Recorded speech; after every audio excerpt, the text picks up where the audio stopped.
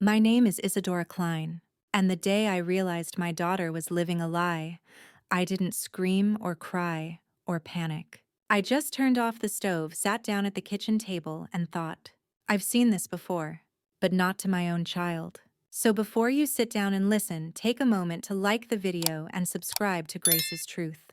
What you're about to hear isn't just a story about betrayal. It's a slow, quiet war. The kind you win not with fists, but with silence, patience, and evidence. It started the way all these things start too subtle to notice at first. Miriam, my only daughter, had always been gentle, thoughtful, and a little too trusting for this world. She married young, straight out of graduate school.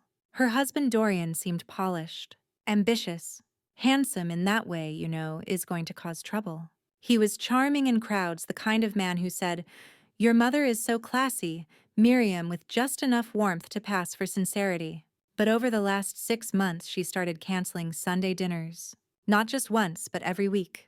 Then she stopped texting goodnight. Then she stopped smiling with her teeth. And one evening, she came by to drop off an old lamp from her basement, an excuse clearly, and I noticed her fingers trembling as she poured the tea. That's when I saw it. A faint bruise on her wrist, half hidden beneath her sleeve. She noticed me noticing and tugged the fabric down quickly. I bumped it against the fridge. She muttered, eyes downcast. I didn't say anything. Not yet. Not then. I waited. Because some truths, when forced out too early, crawl right back into the dark. A week later, she called me, voice flat. She needed help with some paperwork Dorian asked her to sign for his business. Something about restructuring his assets. She said he needed her name on a few accounts for legal reasons. He was in a hurry. Said if she didn't sign quickly, he'd lose the deal. That was the moment I knew. He wasn't just cruel, he was strategic. And my daughter, bright as she was being used. Legally, emotionally, financially. I'll come by, I told her. That night, I showed up at their house with an apple pie and an old accountant's briefcase I hadn't used since retirement. I told Dorian I'd love to help with the documents. He gave me that sleek little smile of his. The kind predators wear before the first bite. Of course, he said, letting me in. Isadora, your expertise is always welcome. His tone was polite, but behind his eyes I saw the flicker, the recognition of risk. He knew exactly who I used to be. A forensic accountant who testified in 3 federal trials. The woman who once traced 6 shell companies in 12 hours. But he thought I was rusty now, softened by time, weakened by love. He was wrong. I reviewed the documents he gave Miriam. They weren't just business transfers. They were insurance designations, irrevocable power of attorney, and a clause that put her as a financial guarantor for over $2 million in unsecured loans. She didn't even know. She hadn't read past the first page. Why would he hurt me? She whispered later after Dorian went to bed. We sat in the living room, pie untouched, my fingers wrapped around a warm mug.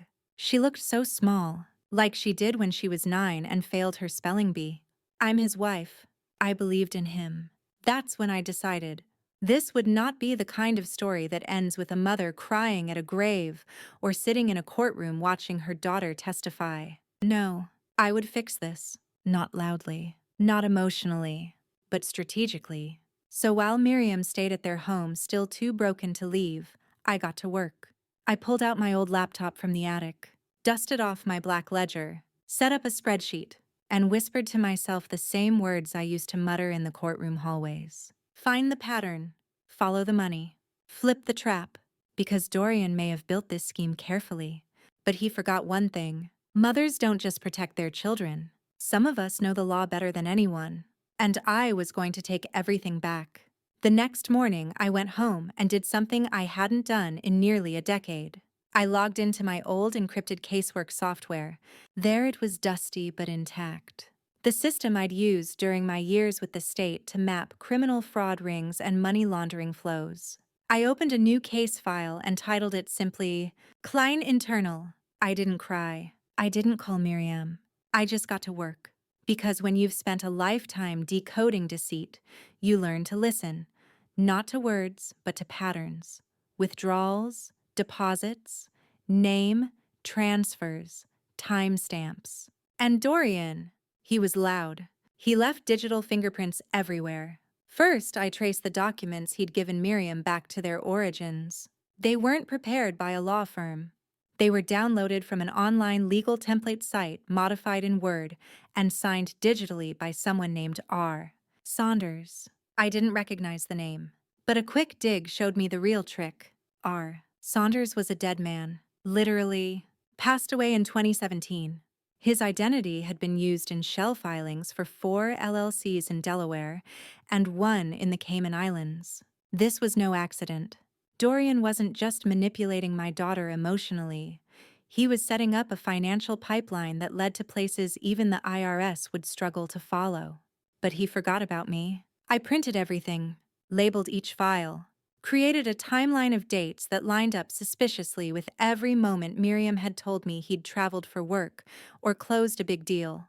Each trip, it coincided with major wire transfers into joint accounts that she never had access to. She was the liability, he was the siphon. And the real twist, she didn't even have access to her own prenup. I asked her about it the next time I visited. The prenup, she said confused. He said it was standard, that we didn't need to keep a copy because it was filed with his firm. I kept my face still. That lie was old as dirt, so I went looking. And sure enough, there was no record of any legal filing, no notary, no timestamp from the courthouse, just a printout buried in an encrypted Dropbox folder labeled W2 Archive. It had been signed, yes, but not filed, not witnessed, not enforceable. I nearly smiled. Dorian's empire was built on paper and charm. Now it was just a matter of time. But I wasn't rushing. You see, rage is a fast-burning fuel. It gives people away, makes them sloppy. But indignation, that's a slow fire. It lets you plan the kind of revenge that tastes better cold. Still, I had to be careful. If Dorian even suspected I was interfering, he'd close everything down. I needed to buy time. And that meant a distraction. So I told Miriam I'd booked her a spa retreat. A week in the mountains. A place with no cell service. Just rest. Just her. She resisted at first. Said she couldn't leave Dorian not without telling him. But when I looked her in the eye and said, "I've already paid," she understood. She trusted me even if she didn't yet know what I was doing. The moment she left, I moved fast. I printed subpoenas using a trick I'd learned years ago. Mock subpoenas, not real, but enough to scare a shallow man. They looked official. They weren't. I mailed one to Dorian's office anonymously. The return address, a fake shell law firm I created online in 30 minutes. When he got it, he panicked. He called Miriam. She didn't answer. He texted her, still nothing. And then he called me. "Isadora, do you know where Miriam is?" "I do," I said calmly. "She's not answering? I got this letter at work, and look. I don't know what she told you, but—" "Dorian," I said, cutting him off. "You sound nervous." "I'm not nervous," he said, his voice rising. "I'm just saying she's unstable right now, and that was his last mistake. Calling my daughter unstable." I hung up and began what I called phase 2. I contacted an old friend, Dolores March, a semi-retired attorney who once audited corporate fraud cases with me. She was sharp, discreet, and never liked men like Dorian. She reviewed the documents in silence. When she was done, she pushed the file back across the table to me and said, "This man's a walking RICO case. Let's freeze him." And so we did. Using a limited power of attorney I'd drafted from Miriam's old medical proxy, a legal backdoor, we submitted a formal challenge to 2 of the shared accounts. We flagged them for fraud. Then we submitted a preliminary injunction to freeze withdrawals on 3 investment portfolios under Dorian's name, but backed with Miriam's guarantor status. And just like that, $480,000 went dark. I didn't even flinch, because I wasn't finished. Dorian didn't call me again, not after the accounts froze. Instead, he tried to call Miriam 12 times in one day, but she was still at the spa phone off, breathing air that didn't reek of manipulation. I imagined him pacing his glass-walled office, watching his empire flicker offline, one login at a time. His credit cards declined, his brokerage account under review, his client access mysteriously revoked. You see, when you play games with people's lives, you often forget one thing. There's always someone quieter than you, someone watching the board while you perform for the crowd. And I had been watching, It wasn't hard to find his pressure points. He had a taste for lifestyle sports cars, private clubs, quarterly getaways. But most of it was leveraged, borrowed, bound to liquidity. All I had to do was pull one thread and the suit unraveled. But my goal wasn't to destroy him. Not yet. It was to wake my daughter. So when Miriam came back relaxed, sun-warmed, and for once not afraid, I told her everything. Not all at once. Not like a bomb. Like a story. Ours. Her eyes widened with every turn of the page. She stared at the spreadsheets, the legal printouts, the offshore shell lists I'd built in silence. She read her own name tied to debts, deeds, tax liabilities. Her hands shook. But I signed those papers. I helped him. I took her hand. No, sweetheart. You trusted him. That's not a crime. She cried then. And I let her. Every tear was one less stone on her back. We spent the next 3 hours going through her options. Because here's the thing, Miriam didn't need to be rescued. She just needed the ground cleared so she could rise.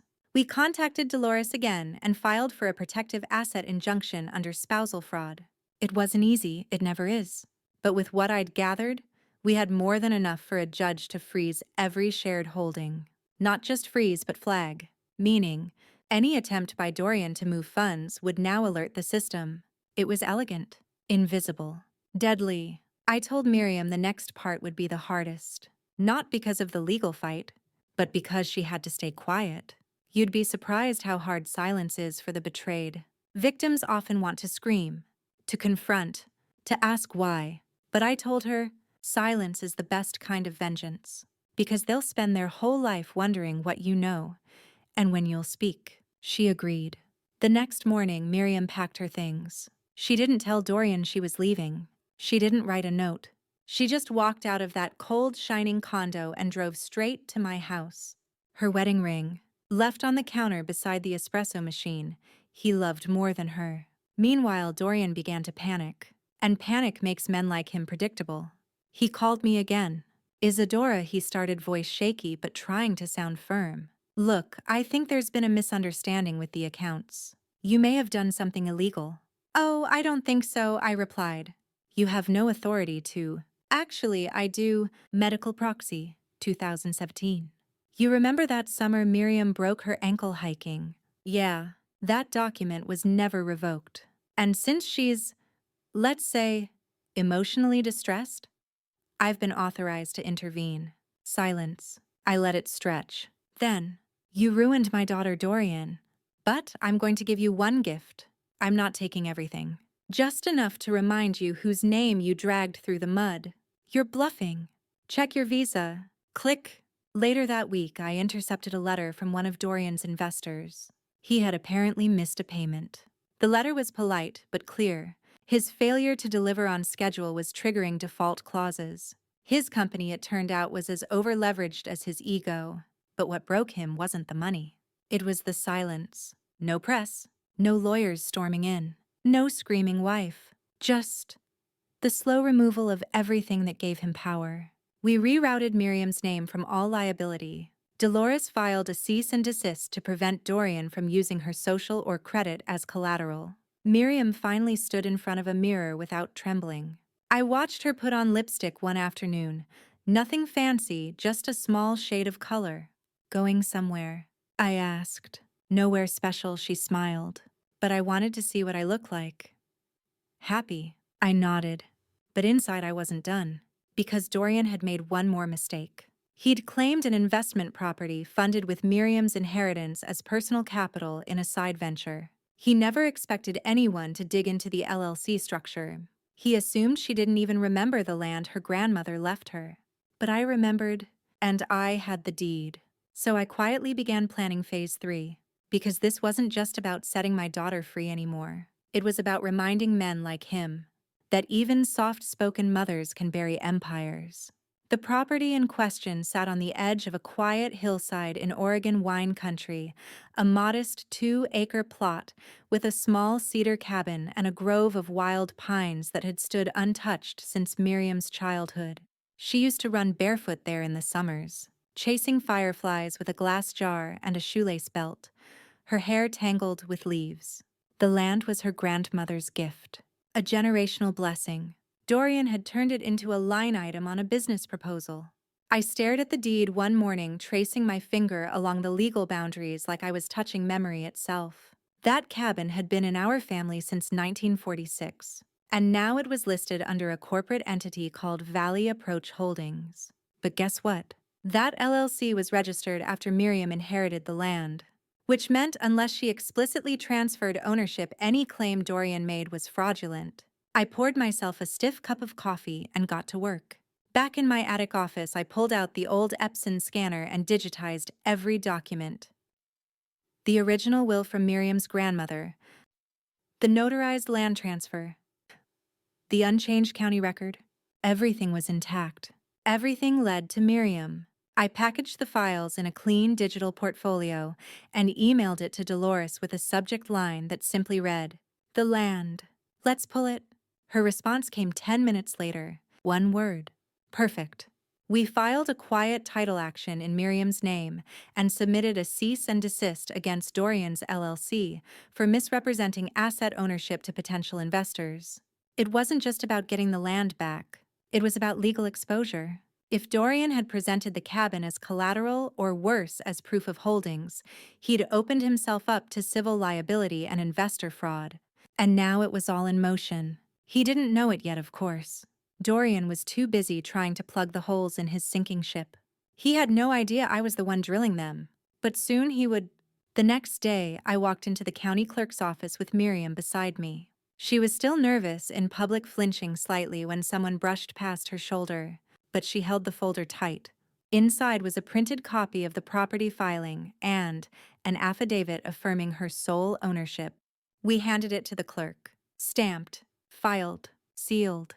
The cabin was hers again, legally, irrevocably, and unambiguously. She didn't cry this time. She didn't need to. She just looked at me and whispered, "He doesn't get to touch it now, does he?" "No," I said. "He never did." That night, Dorian called. Again. But not to threaten, not to charm, not even to lie. He was begging. I didn't pick up. Instead, I played his voicemail on speaker while Miriam and I sat on the back porch sipping tea. "Miriam, please. I don't know what's happening.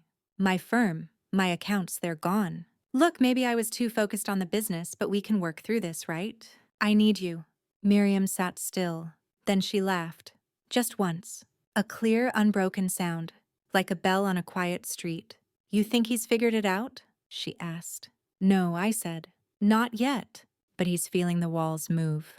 And they were, because while he scrambled, I had also sent an anonymous tip to the investment firm that had partnered with one of his companies. Just a folder. Just facts. Dates, false valuations, misrepresented assets. I didn't have to do more than that. People with real money don't like ghosts in their spreadsheets. And sure enough, within a week, I heard from a contact in New York. "Your son-in-law," she said, "is being quietly dropped from 3 deals. His reputation is under review." Good. Let the silence ruin him. Let him rot in confusion. Because he didn't deserve the drama of a courtroom. He didn't deserve the closure of an argument. He deserved to fall alone and wonder every day who did this to me. And maybe, just maybe, he'd realize it was the woman with the steady voice. The one who never raised it, who never slammed a door, who just kept showing up with tea and a ledger. The one who remembered every lie and knew how to read a balance sheet better than any man in a $900 suit. That night, I looked at Miriam, finally, calm legs tucked under her, reading a book with the porch light humming above her. Her cheeks had color again. Her shoulders didn't sag. Her wedding ring was gone, but her name was intact. And in that moment, I knew we were only halfway through this story, because I still hadn't opened the vault, the one he thought I didn't know about. The one he hid under a fake trust in Nevada. But I'd found it, and when I opened it, I found the lie that would finally end him. It was buried under 6 layers of obfuscation. A trust fund registered in Nevada Classic Movie. That state, with its lenient disclosure laws, is a haven for people who want to hide things. Mistresses' gambling habits, second families' tax evasion, or in Dorian's case, stolen assets. The trust's name was intentionally dull. Ridgewood Living Assets Trust. But I knew Dorian. He was flashy but lazy. He never created anything he couldn't control alone.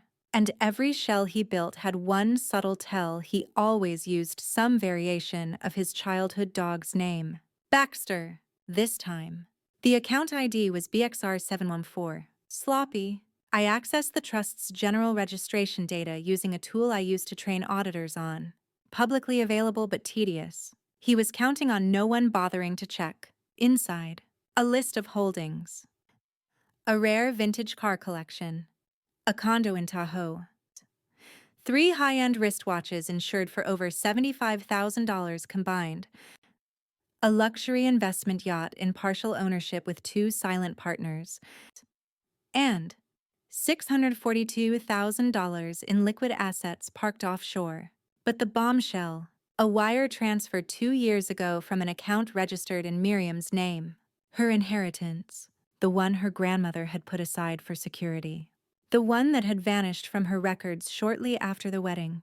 He'd buried it here, hidden in a vault built from arrogance. I stared at the screen and felt something shift inside me. Not anger, not vengeance. Something colder. Precision. I printed the documents, labeled every page, and placed them into a red folder. Not digital this time. Old school. Tangible. This wasn't just about freezing funds now. This was theft. And that "my dear Dorian" carries weight. I handed the folder to Dolores that same afternoon. She flipped through it slowly, her brow lifting slightly. "You really dug this deep?" she asked, almost amused. I nodded. She looked at me the way a soldier might look at a retired general picking up her uniform again.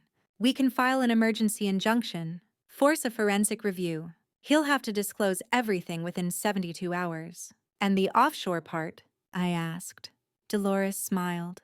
"We'll let the international firm do what they do best.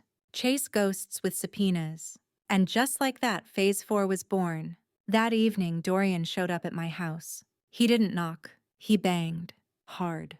Panicked. Loud. Miriam was in the back room reading. She froze. I walked to the front door and opened it slowly, making sure he saw my face, but not hers. He looked like a man who'd just realized the walls weren't closing in. They had already closed. "Where is she?" he demanded. "She's where you can't hurt her." "Look," he said, lowering his voice, switching tactics. "Maybe we got off on the wrong foot. Maybe you misunderstood the situation. You've always been a bit intense." I raised one brow. "Is that the story you're telling yourself now?" His eyes flickered. "Miriam's blowing this out of proportion. The accounts are complicated.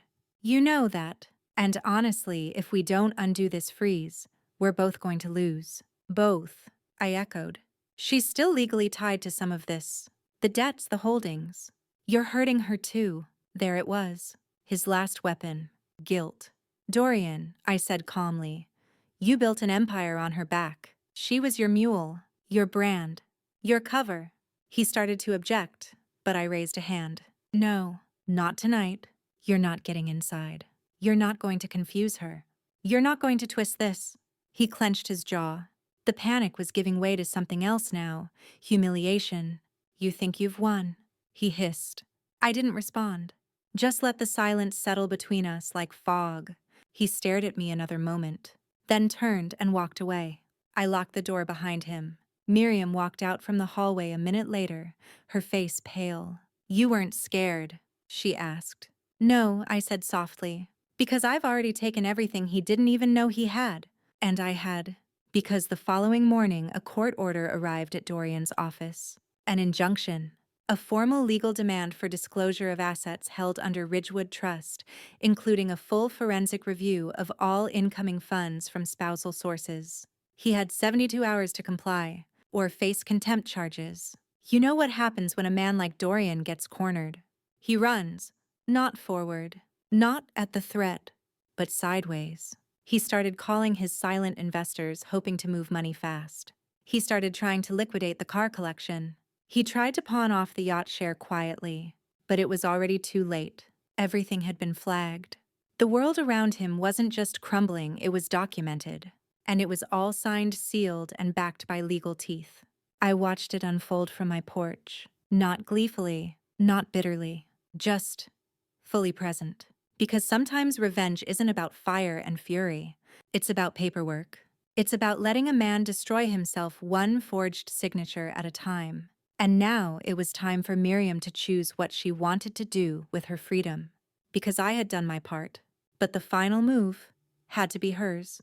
When I handed Miriam the final folder, the one with the Ridgewood Trust, the offshore wires, and the emergency injunction, she didn't touch it at first. She just stared at it like it might burn her fingers. "This is everything," she asked, her voice small.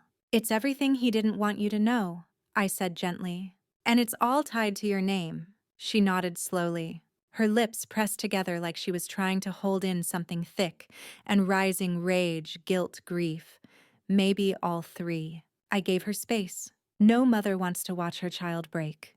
But sometimes that fracture is how the light finally gets in. She opened the folder, page by page, minute by minute, and then she changed. Not loudly, not dramatically, but visibly.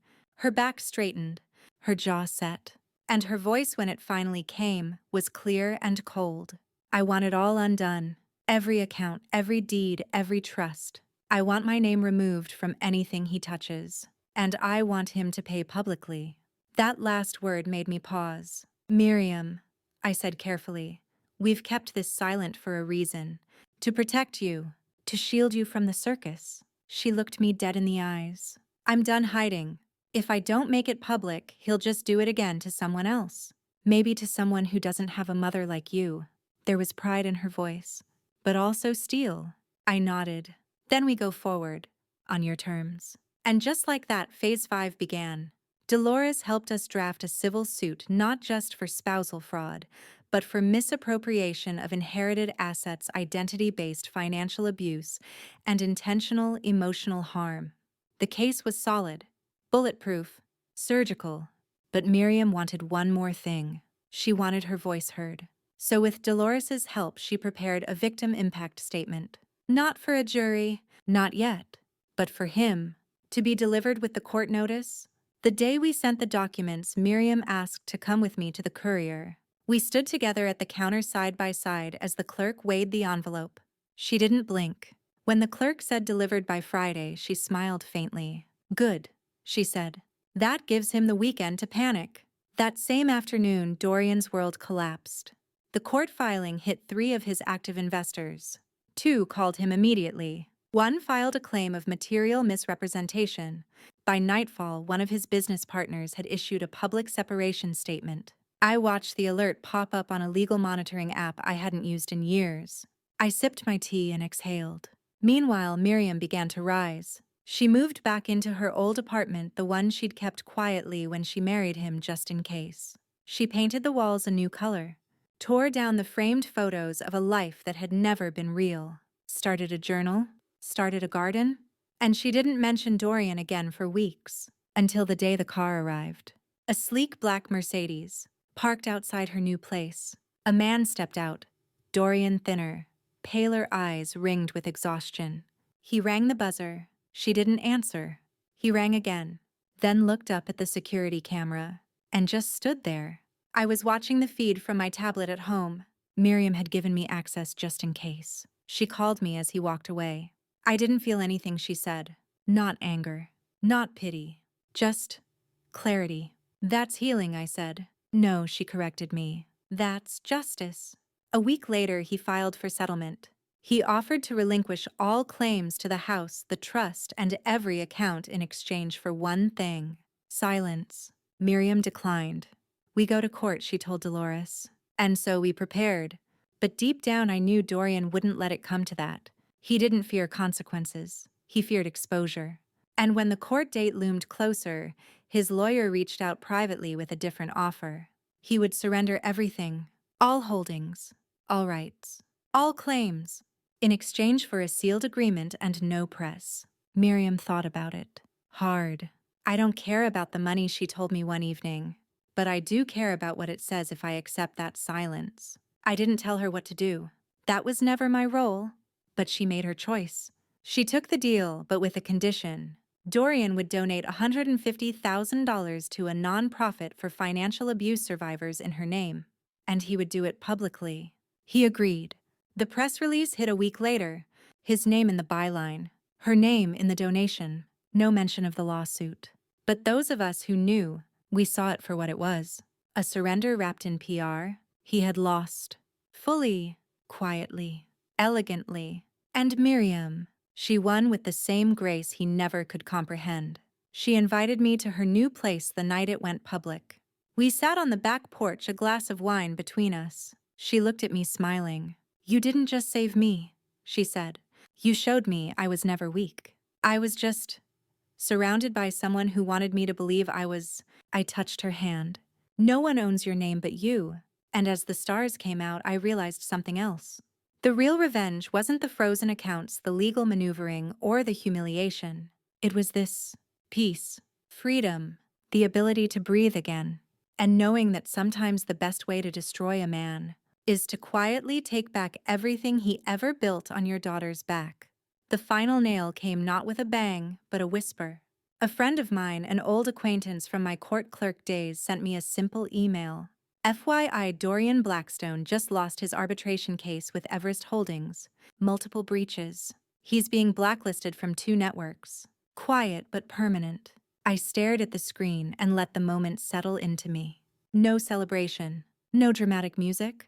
Just the quiet satisfaction of truth finally doing what it was always designed to do. Reveal. Dorian had spent years building a life out of other people's dreams. He borrowed charisma. He borrowed money. He borrowed my daughter's good name and wore it like a suit, tailored for deception. Now stripped of it all, he was ordinary, and the world had noticed. I told Miriam later that night. She was pruning her balcony basil barefoot in soft jeans, the late sunlight catching the edges of her hair. She didn't flinch. She didn't even smile. She just said, "Took them long enough." It was then I realized she'd stopped needing his downfall to feel whole. He was no longer the shadow in her story. She had stepped out of it completely. But life, I've learned, doesn't return to what it was before the fire. It just grows differently around the burn. Miriam began speaking publicly, not about Dorian, but about financial gaslighting and economic silence in relationships. She started attending small forums, hosted webinars, and helped build resources for women who didn't have the tools she'd eventually learn to wield. She never used his name. That was her boundary. He had stolen enough already. But everyone who mattered knew exactly who she meant. Meanwhile, I went back to my quiet rhythms.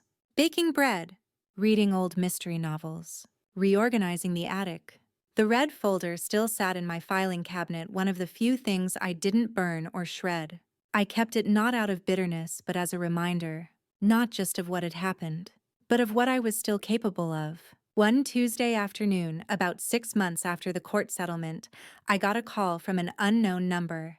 Normally, I don't answer, but something told me to pick up. "Isadora," a voice said. "It's Emma Lowry. We met years ago at the state audit conference." I vaguely remembered. She worked with one of the larger accounting firms. Sharp woman. "I'm working on a new task force," she continued, "targeting high-level financial abuse cases with overlapping asset fraud. Your name came up through mutual contacts. We were wondering, would you be willing to consult?" I laughed. "I'm 74, I said. "You sure you want the woman who still writes checks?" She chuckled. "Your notes on the Ridgewood Trust were better than anything our current team produced." That made me pause. "You saw those? They're being used as a training module."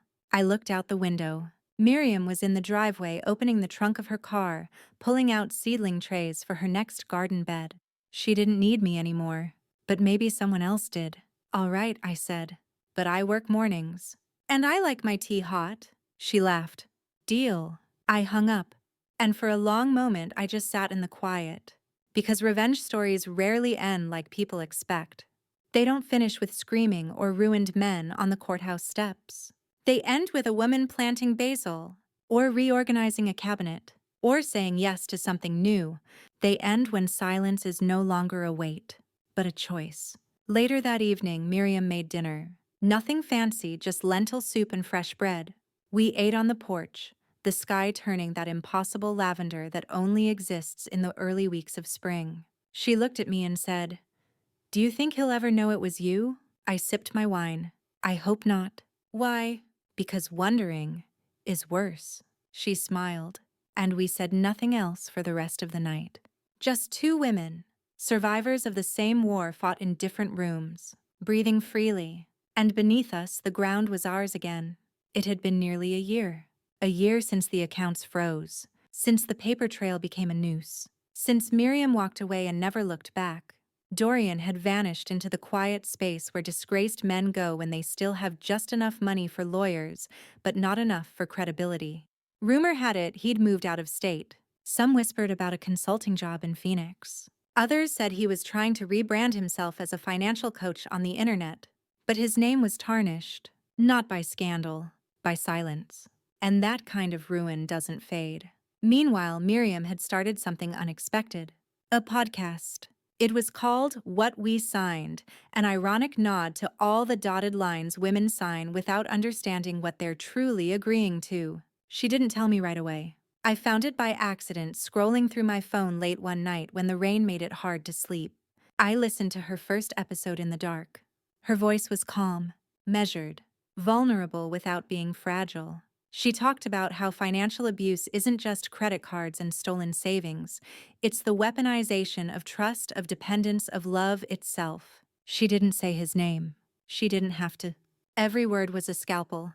That night, I sat by the window and cried not from sadness, but from the aching pride that comes when you see someone you love become exactly who they were always meant to be. She had become her own weapon, her own witness, her own restoration.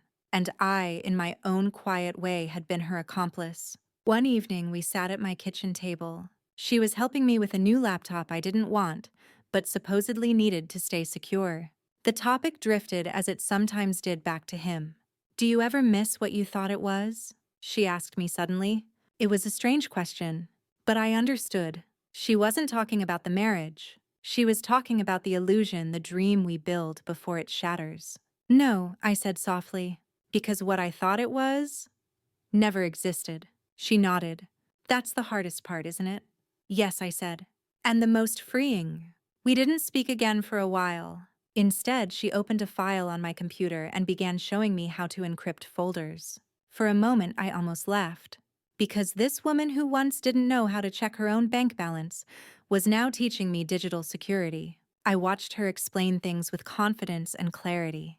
This wasn't just survival. This was mastery. I leaned back in my chair and studied her. The way she spoke with her hands, the light in her eyes, the way her jaw no longer trembled when she said the word trust. And I realized something. Dorian had thought he was building an empire, but all he really did was build her origin story. He didn't break her. He revealed her, and in doing so sealed his own fate. Later that night, I found an envelope in my mailbox. No return address. Just my name printed neatly in capital letters. Inside was a single sheet of paper. A check made out to Miriam. $10,000, signed by Dorian. The memo line read, "For damages." I folded the check in half and slipped it back into the envelope. Didn't tell Miriam. Didn't cash it. Didn't shred it either. I taped it inside my cabinet door next to the measuring cups. A small, pitiful monument. Proof that he'd learned what loss felt like. But also proof that even in defeat, he still thought money could buy dignity. He was wrong. Because Miriam had rebuilt everything he broke without touching a single dollar of his. That was the real revenge. Not the lawsuits. Not the freezing of funds. Not even the public fallout. It was the fact that we moved on without him. Throve without him. That we made his silence louder than any apology he could ever offer. And that now, when we told our story, we didn't tell it for justice anymore. We told it so other women would know. There is always a way out. There is always a way back. And sometimes the person who saves you is the one who raised you. Spring bled into summer, and the quiet became something sacred. There were no more voicemails, no more emails from attorneys, no thinly veiled threats disguised as settlements. Just blue skies, fresh herbs in Miriam's balcony garden, and a shared rhythm that finally felt like peace.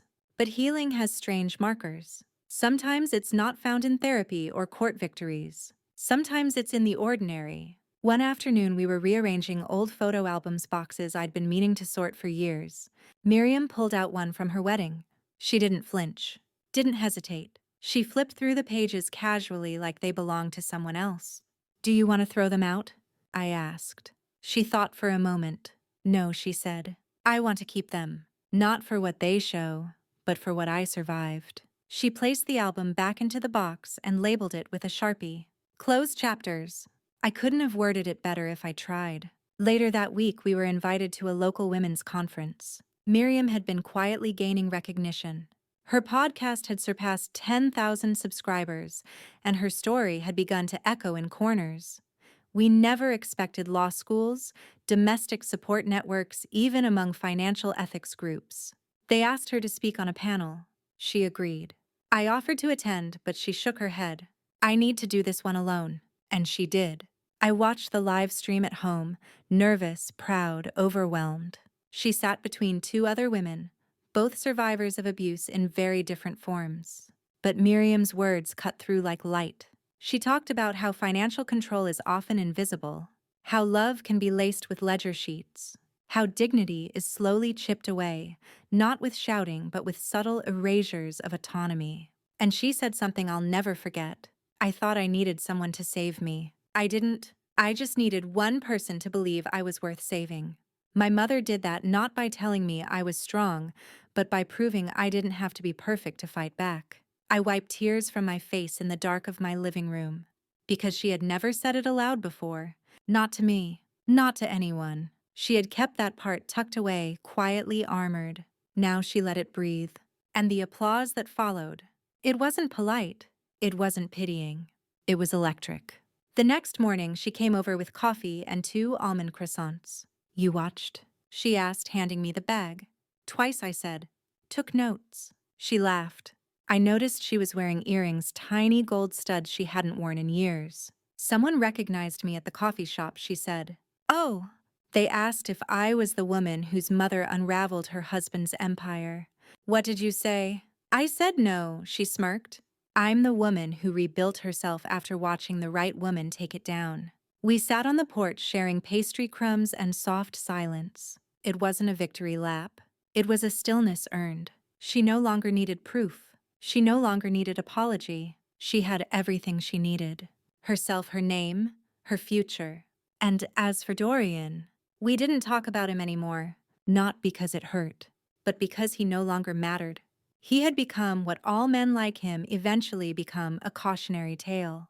The kind told not to inspire fear but to teach vigilance. We had turned the wound into warning, the silence into voice, the ruin into blueprint, and in that transformation, there was grace. Not forgiveness, not forgetting, but the grace of choosing yourself again and again, no matter who tried to erase you. That afternoon, Miriam kissed my cheek before she left.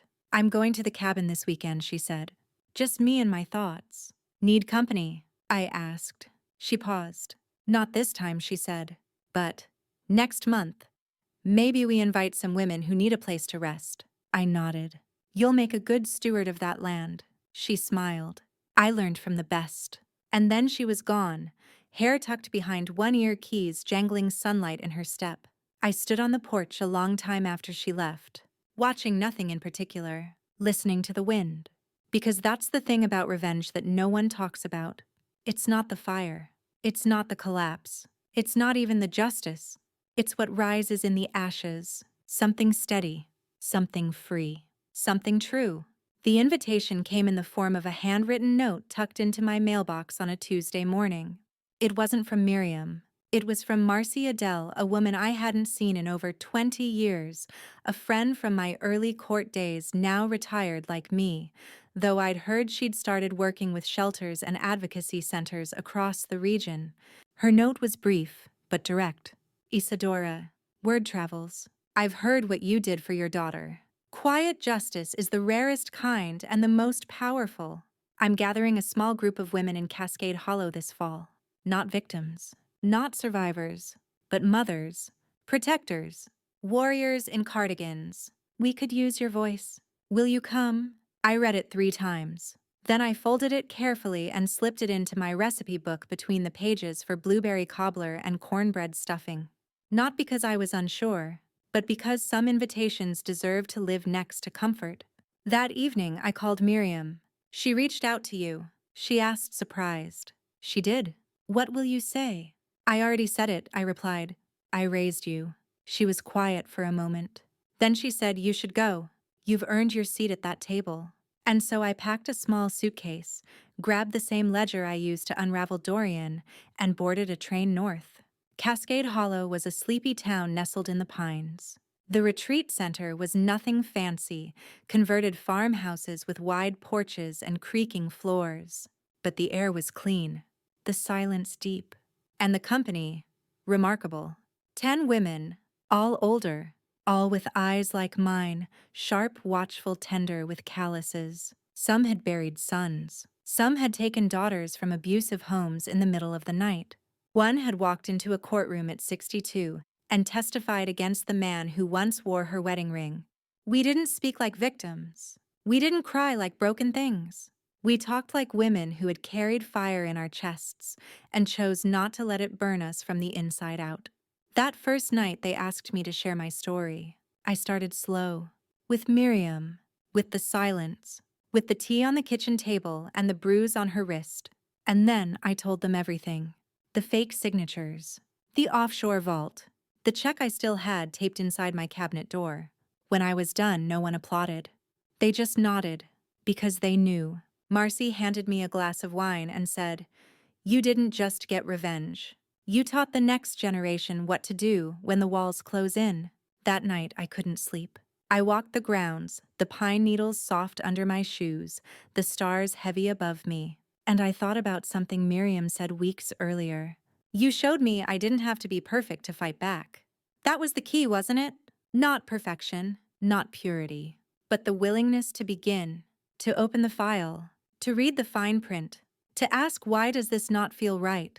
Because most women are taught to be polite, to be quiet, to be accommodating, but no one tells us that grace and resistance can live in the same sentence. I returned home 3 days later with a new purpose, not revenge, not even advocacy, but mentorship.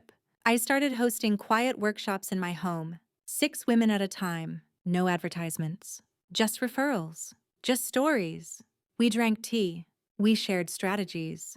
We read credit reports line by line. Miriam helped me build a website, simple, clean, anonymous. She called it Silent Armor, and it grew, not overnight, but steadily, quietly, like the tide. One day, a woman showed up at my door, early 40s, tired eyes, wedding ring still on. She said, my sister said you helped someone once. I think I'm in trouble. I don't know what to do. I made her tea, sat her down, opened a blank spreadsheet. And I said, let's begin. Because that's the legacy, isn't it? Not the ruin of a man like Dorian, but the rebuilding of every woman he thought would stay small. Miriam still visits every Friday. She brings pastries, updates me on the podcast, the women she's mentoring, the cabin retreats she's planning. And every so often we pause, look out the window and say nothing. Because the war is over. But the work continues. It was on one of those Friday mornings, just as we were finishing breakfast, that Miriam said something that made me freeze. I think I'm ready to go back. I looked up from my tea. To the cabin, I asked. She shook her head. No, to the courthouse. I want to testify. My heart paused for a beat, then caught up. She'd been asked before, several times, by advocacy groups, legal reformers. A state senator's office even reached out about a potential financial abuse legislation bill that would benefit from her story. Each time she'd gently declined, but this time her voice was different. Firm, grounded. Not for him, she said. Not for revenge. I want women to see what financial control looks like before they call it love. And just like that, I saw the next chapter of her life forming in real time. She had gone from surviving to speaking. From silence to architecture. She wasn't just sharing her story anymore. She was building a map, and not everyone would thank her for it. We both knew that, because telling the truth out loud has a cost, especially when it exposes the acceptable forms of abuse people don't want to acknowledge. A raised hand makes headlines. A drained account doesn't, but Miriam didn't care about headlines. She cared about light, and so she returned. She walked into that courthouse not as a victim, but as a blueprint. Hair pinned back, black blazer, no jewelry. Just a folder of documents, her old account summaries, and the redacted version of the Ridgewood Trust file. She stood behind the podium and began. My name is Miriam Klein. I was married for 7 years. My husband never hit me. He never screamed. But he rewrote my financial history, altered my credit, and convinced me that the debt he created in my name was somehow my fault. And for years I believed him. Because no one had ever told me that economic abuse is abuse. She spoke for 20 minutes. The courtroom was silent the whole time. I sat in the back row next to Dolores, hands folded tight in my lap. And when it was over, she didn't cry. She exhaled. Not because the burden was lifted, she'd already done that, but because she had transferred it into something useful. That evening, we came home to a mailbox full of letters. Some were from women who had attended the hearing. Others were anonymous handwritten notes left on our porch. I thought I was crazy until today. I've never heard someone say what I couldn't say. Your daughter gave me courage. Thank you for raising her. I read each one, some twice, and I taped one, just one, inside the same cabinet where Dorian's check still hung. It said, "You gave me permission to leave." And that, I realized, was the true end of the story. Not the courtroom, not the trust fund, not even the podcast. It was permission. Because there are women everywhere, clever, kind, hopeful, waiting for someone to tell them they're allowed to choose themselves. And Miriam, just by speaking, had done that. Over and over again. That weekend, she returned to the cabin, not to hide, not to heal, but to host. 7 women came, some with children, some with wounds still open. They chopped vegetables together, painted rocks by the creek, wrote letters they might never send. It wasn't therapy, it was reclamation. I stayed home, not because I wasn't needed, but because she no longer needed me to lead. She called me every night just to check in. I didn't tell them how it ends, she said once. I just told them how it can begin. And I smiled. Because that's what I'd always known. This wasn't my story. It never really was. It was hers. I had simply stood guard at the gate long enough for her to find her way back through. And now that she was holding it open for others. The first press article came out on a Tuesday morning. It wasn't dramatic. No scandalous headline, no paparazzi photo. Just a modest, well-written piece in the State Ledger tucked between a business expose and an op-ed about education reform. Financial abuse survivor helps others reclaim their power.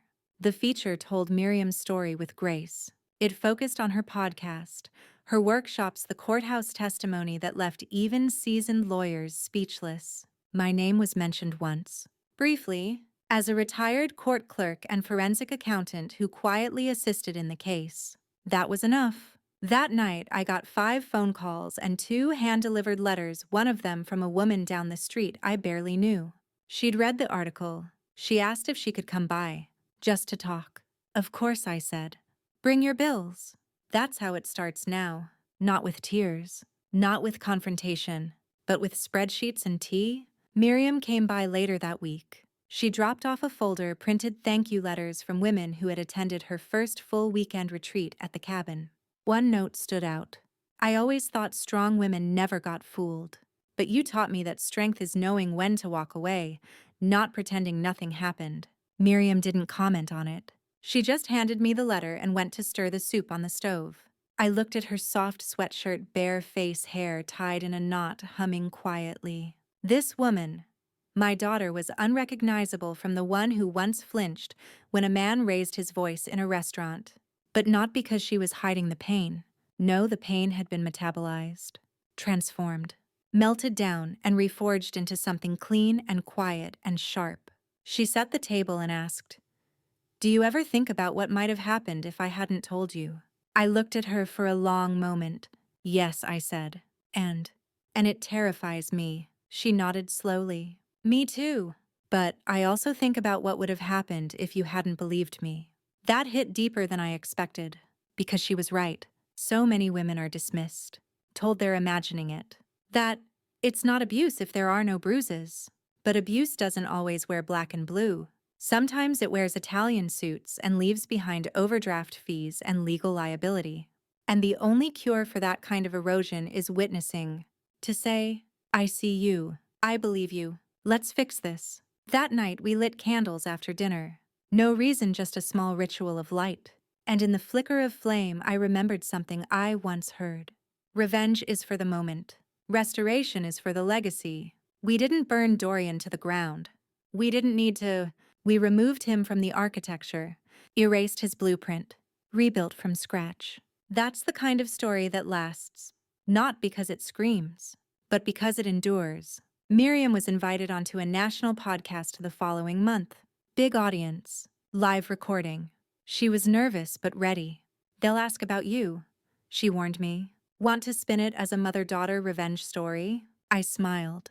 You tell them the truth. It wasn't revenge. It was accounting. She laughed.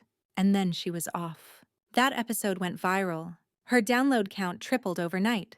Not because she had some twist ending, not because she dragged Dorian through the mud, but because she was honest, measured, unshakable. She ended the interview with a line that has since been quoted in articles, tweets.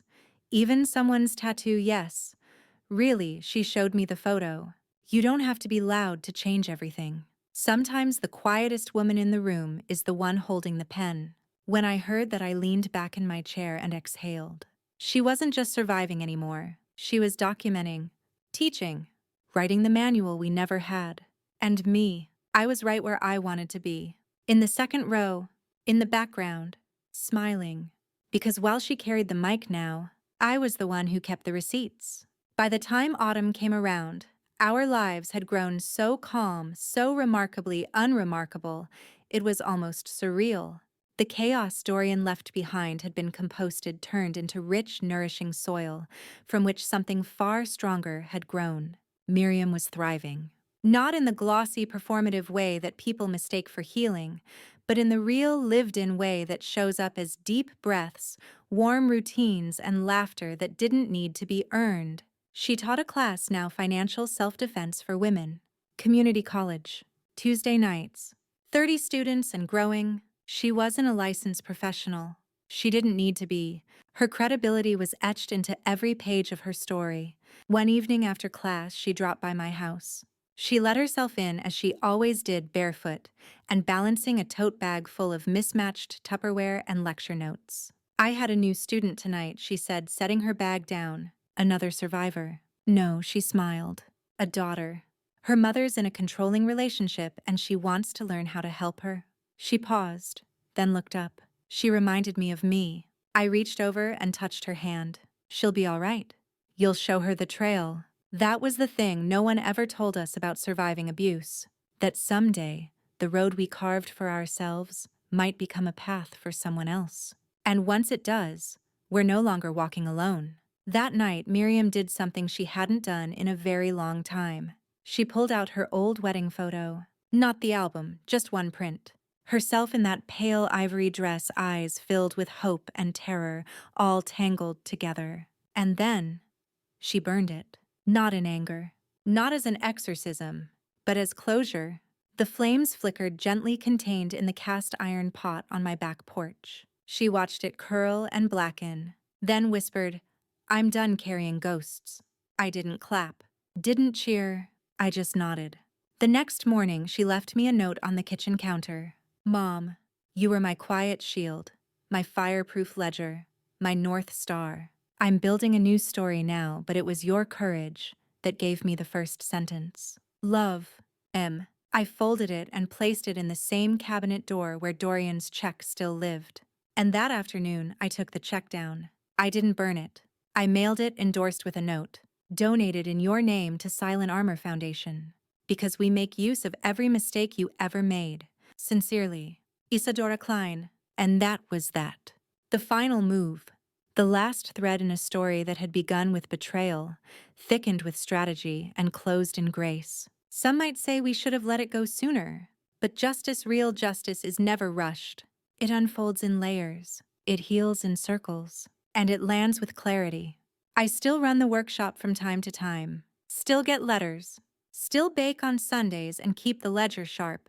But now when women show up at my door, they already know the first step.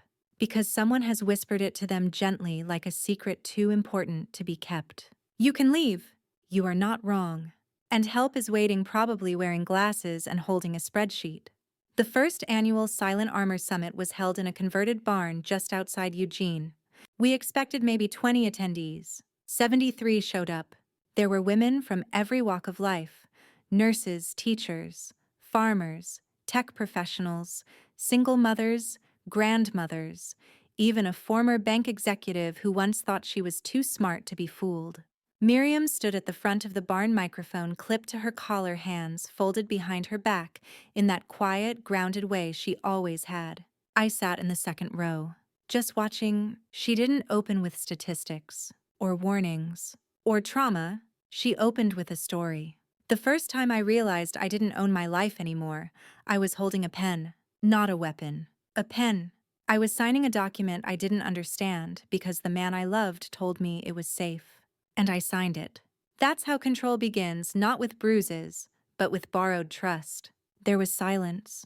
Then someone in the back murmured, "Yes," and the whole room exhaled. She went on to tell her story, not with shame, but with structure. She spoke of financial entrapment, gaslighting over budgets, the slow siphoning of power, and the mother who noticed a bruise and said nothing, but then built a case. When she finished, she said, "This isn't a story about revenge. It's about reclamation. And every woman in this room has the right to reclaim what was taken, even if all that's left is your name. Start there. That's enough." Afterward, women lined up to speak with her, some with tears, some with spreadsheets, some with nothing but a look that said, "I see you. You've spoken for me." I stayed behind while she answered questions and signed books. Yes, she had a book now. A self-published guide called Signed But Not Silenced. A young woman approached me, maybe 35, wearing a scarf too heavy for the weather. She hesitated before speaking. "You're Miriam's mom." I smiled. Guilty. She looked down, then said, "You're the reason I'm here. I heard what you did, how you tracked the money, how you fought quietly." Then she paused and said, almost whispering, "My mom didn't believe me." I took her hand. I do. That evening, as the crowd thinned and the last cookies disappeared from the refreshment table, Miriam and I sat on the barn steps wrapped in wool blankets. She leaned her head against my shoulder. "You tired?" I asked. "No," she said. "Not tired. Just full." And I understood. Because healing, when shared, fills you with something deeper than relief. It gives you purpose. "Do you think he ever thinks about us?" she asked, not bitterly, just curiously. "Probably," I said, "but not in the way you think." She looked at me. "He probably doesn't regret what he did, but he regrets losing the story he used to tell himself. About being powerful, about being untouchable. And he lost that not in a courtroom, not in a headline, but in your silence." She smiled, slow and deep. "Good." We watched the sky turn violet over the trees. And for the first time in a long time, I felt like we weren't just survivors. We were architects of new lives, of new laws, of new language. And we had built it all from the ashes of a man who thought we would stay broken. But we didn't. We wrote, we spoke, we whispered across networks. We lit candles in each other's kitchens. And when no one was watching, we changed everything. It was early winter when the letter arrived. Thick paper, cream-colored, embossed with a gold insignia I didn't recognize at first. It came from the State Financial Oversight Board. Miriam had been nominated quietly, anonymously, for an Ethics and Advocacy Award, honoring individuals who had made substantial contributions to financial abuse awareness and reform. She was stunned. "They want me to speak," she said, holding the letter with both hands like it might break. "At the Capitol, Legislative Chamber. Full gallery." I waited.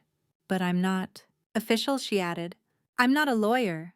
I'm not a professional. I'm just someone who—" "You're someone who rebuilt her entire life and now teaches others how to do the same," I said. "That's not just someone. That's the blueprint." She didn't argue. She rarely did anymore. When the day came, she wore the same black blazer she'd worn to court the first time. But this time, it wasn't armor. It was declaration. She spoke not of herself but of others. Of the women who come to her classes without documents because their husbands keep the passwords. Of the mother who saved for 5 years in cash, hidden in coat linings just to afford a divorce. of the grandmother who lost her home because her name was on the wrong line of the wrong loan. And then she said this: financial abuse doesn't always make headlines. It doesn't always leave bruises, but it leaves damage. Quiet, legal, devastating. And when we do not teach our daughters that their signature is sacred, we allow others to write their story for them. The room stood still. And then they stood one by one until every person in that hall was on their feet. She didn't bow. She didn't cry. She nodded and walked off stage with the kind of grace that cannot be rehearsed. That night we returned to my kitchen. I made soup. She kicked off her shoes. She placed the award, a simple glass triangle, on the windowsill behind the sink. "It's beautiful," I said. "It's quiet," she replied. And we both understood what that meant. Because this wasn't the end of a war. It was the planting of something permanent. Later, as we sat in the living room, no candles, no ceremony, she looked at me and said, "Do you think we ever really beat him?" I thought for a long time, then answered, "No, we didn't beat him. We outlasted him. We didn't match his power. We made it irrelevant." She smiled, the kind of smile that knows where it's been. And then she said something that will stay with me for the rest of my life. "You didn't just save me, Mom. You taught me how to never need saving again." Outside, snow had started falling. The soft kind, unannounced, undramatic, steady, like most of the things that matter. We turned off the lights and just listened, and I knew with the deepest certainty that the story was complete. Not because we won, but because we are free. Stories like ours don't end with a gavel. They don't tie up neatly in courtroom victories or dramatic confessions. They end in the quiet. In the nights where no one checks the bank account in fear. In the mornings where the mirror reflects strength instead of shame. In the ordinary moments, soup simmering on the stove garden soil under fingernails, laughter that doesn't tremble on its way out. I kept Dorian's check for a long time, not as a trophy, as a reminder. That power doesn't always look like shouting. It often looks like paper. And sometimes the sharpest revenge is knowing you don't need a single cent from the man who tried to break your child. Today the world knows Miriam. She's a name on panels, a voice in headphones, a reference in policy memos. But to me, she's still the girl who once asked if bruises on bank statements count. And I told her yes, they count. They all count. Because abuse is never just what people can see. And justice isn't just about punishment. It's about restoration. Dignity, autonomy, peace. So if you're reading this or listening maybe from a kitchen that no longer feels like home, or a bedroom where silence rings louder than safety, know this: you are not crazy, you are not alone, and you are not powerless. The pen is still in your hand, and there are women like Miriam, like me, who are ready to sit with you while you figure out what to write next. Because your signature is sacred. And this time, it belongs only to you. Call to action. If this story moved, you share your thoughts in the comments. Have you ever witnessed financial manipulation disguised as love? Your story might be the whisper someone else needs to finally speak. Pin comment. If this happened to you, what would you do? Subscribe for more stories where silence speaks louder than words.